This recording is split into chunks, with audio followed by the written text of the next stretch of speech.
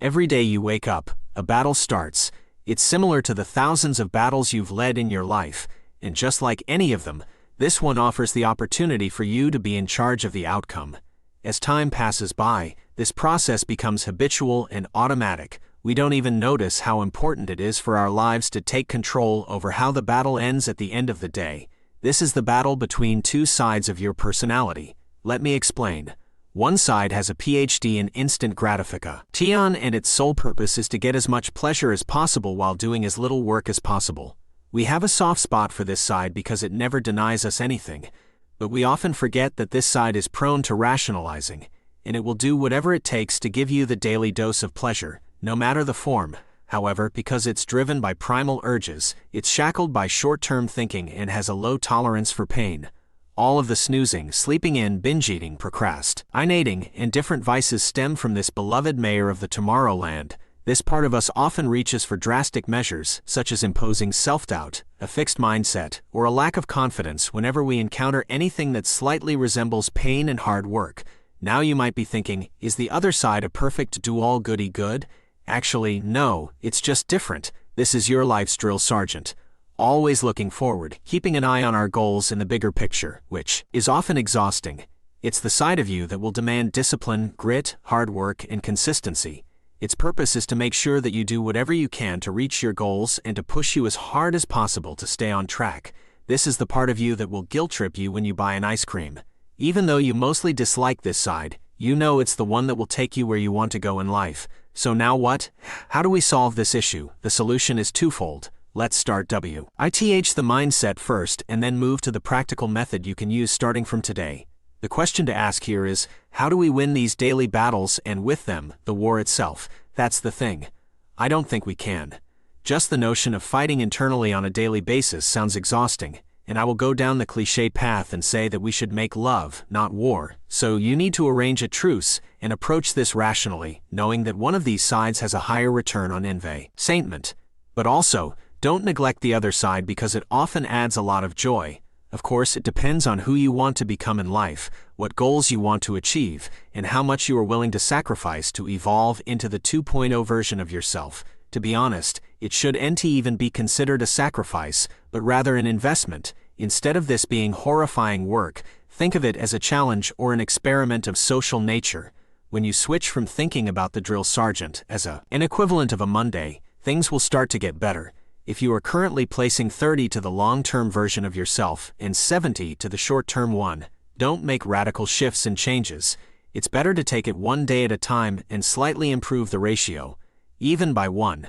Which brings me to the method itself, which has helped me a lot. When you get the mindset right and slowly eliminate that initial resistance, you move on to daily execution. How do you define what needs to be done? It's simple. You need to think like a bank manager, and all you need are two lists. Every morning when you wake up, imagine as if these two sides of your personality come to ask for resources. In this case, each one of them wants to do something in the time you have within one day, excluding the time spent sleeping.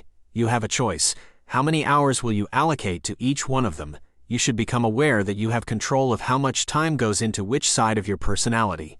Balance it as much as it suits you, but know that only one side has a high return on investment. On the other hand, you can go out for a cheat day and a couple of seasons of your favorite show. Just remember the second list has a low ROI.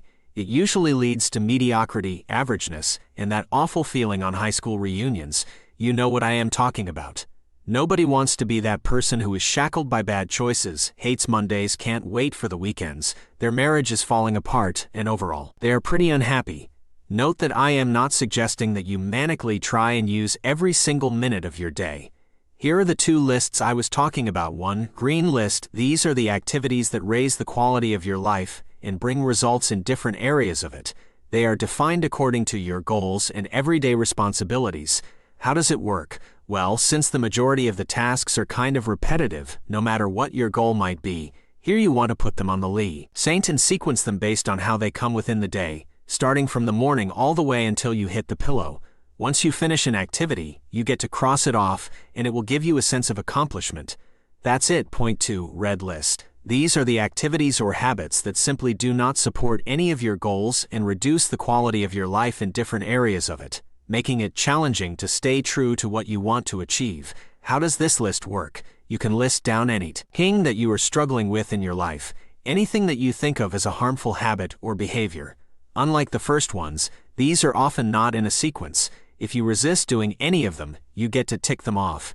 Your goal for each day is to mark as many as you can on either list, ideally all of them. In the beginning, you should pressure yourself to do exactly this, but go one at a time, starting with the ones that can make the biggest difference in your life, and the ones that, you reduced or eliminated, can help you improve a certain area of your life. Just like the con artist, you need to play the long game. To do that, you need to have a constant overview of the big picture but play on a micro level, your 24 hours within a day. Wake up, take a look at each list, adapt them if needed based on new circumstances, and decide how much time you will allocate to each and how you can resist doing the ones from the red list. Tick as many as you can from each list and do better tomorrow. Remember, it's not about manically using every single minute of your day, but when you've dedicated time to certain things, do them with 100% focus. There's a simple psychological truth that no one likes to hear. Some problems can't be solved by trying harder. You see, in most areas of life, more effort usually leads to better results. Studying harder leads to better grades, working longer hours leads to a bigger paycheck, and having difficult conversations improves relationships. It's a common belief that more effort equals better outcomes, and this belief is deeply ingrained in our culture. In fact, we spend most of our lives either in school or working, where effort is enforced, encouraged, and rewarded. The idea of hard work as an intrinsic good, something that has worth for its own sake, is deeply rooted in our minds. But here's the thing, this belief is flawed. Let's imagine a scenario many of us have experienced. It's been a long and exhausting day, and you're hoping to catch an extra hour of sleep. But despite your exhaustion, you find yourself wide awake, unable to shut off your thoughts. Frustration builds, and you start to worry about tomorrow and how sleep deprivation will affect your performance. The more you try to fall asleep, the more awake and anxious you become. Thoughts of panic start to infiltrate your mind. Ironically, the harder you try to sleep, the more awake you become. This is an example of a paradoxical problem. The standard approach of trying harder actually makes the problem worse. When we focus on a problem and expend mental energy trying to solve it, we signal our brain to go into work mode. This state of arousal is the exact opposite of sleep. You can't be aroused and sleepy at the same time. This example illustrates a broader truth that trying harder is not always the best strategy. In fact, it occasionally makes things worse. We need to embrace the idea that being more flexible in our approach to solving problems is key. We should always rush to think and try harder. The implication of this truth is that we should be open to different solutions and strategies when faced with problems that don't respond well to increased effort. Just because something worked in the past doesn't mean it will work every time.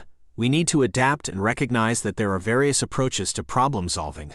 So the next time you find yourself struggling with a problem, take a step back and ask yourself if trying harder is really the best approach. Consider alternative solutions and strategies. Sometimes, the path to a solution may require a different perspective or a shift in mindset. In conclusion, the belief that trying harder always leads to better outcomes is a common misconception. There are situations where increased effort only exacerbates the problem. We must be open to different approaches and strategies, rather than instinctively resorting to more effort. By being flexible and adaptable, we can navigate paradoxical problems more effectively and ultimately find better solutions. Remember, not every problem is a nail that requires a hammer. Sometimes, life gives us screws. Have you ever found yourself waiting until the last minute to start a task or project? Maybe it's an essay that's due in a month, but you only start working on it a few days before the deadline.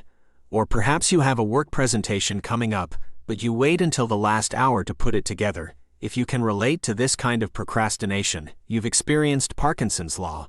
Parkinson's law is a theory that states work expands to fill the time available for its completion.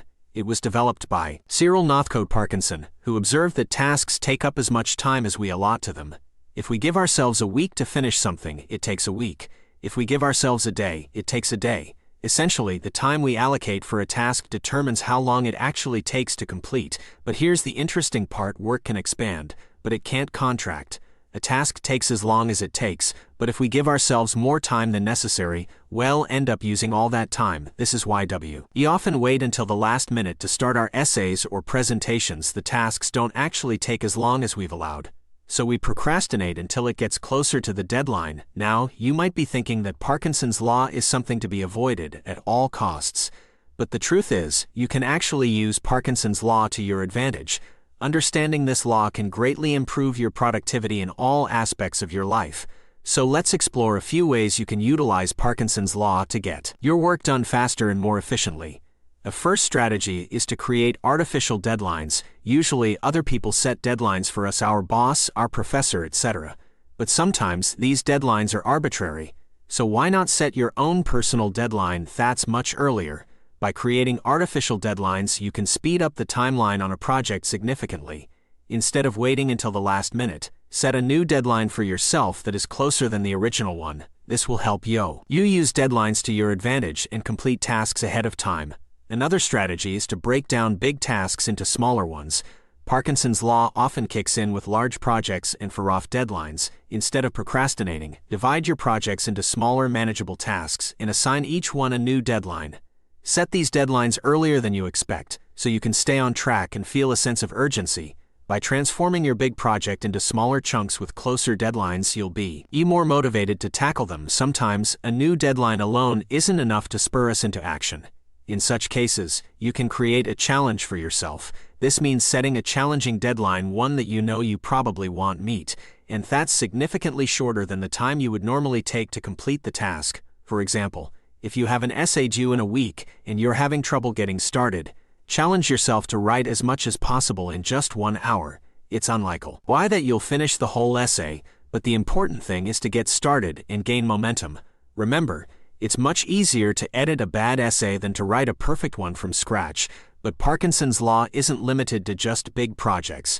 You can also apply it to your everyday tasks. Have you ever noticed that you tend to finish all your work in the last hour of the day, even though you had the entire day to do it?